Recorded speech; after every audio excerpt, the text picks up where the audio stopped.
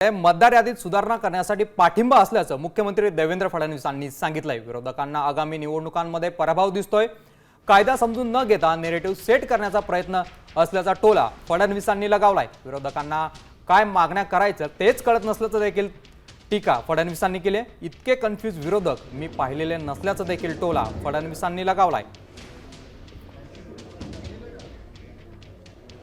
एक कन्फ्युज विरोधक मी माझ्या जीवनात बघितलेले नाहीत आणि इतके मोठे मोठे लोक हे सगळे त्यांना कोणाकडे गेलं पाहिजे, कायदा काय आहे या सगळ्या गोष्टी माहिती आहेत की नाही मला माहिती नाही, पण मला असं वाटतं की त्यांना सगळं माहिती आहे।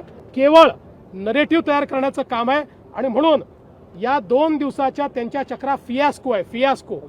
त्यांना कल्पना देखील नाही की कोणाकडे काय मागणी केली पाहिजे। मला असं वाटतं म्हणूनच यात सगळ्यात ज्यांना समजतं ते पवार साहेब आहेत। कालच पवार साहेबांच्या लक्षात आलं आणि म्हणून पवार साहेब आज त्यांच्यासोबत गेले नाहीत। तर आपण बघतोय मुख्यमंत्री देवेंद्र फडणवीसांनी विरोधकांवर टीका केलेली आहे। इतके कन्फ्यूज विरोधक मी कधीही पाहिलेले नाहीत असं फडणवीसांनी म्हटलंय।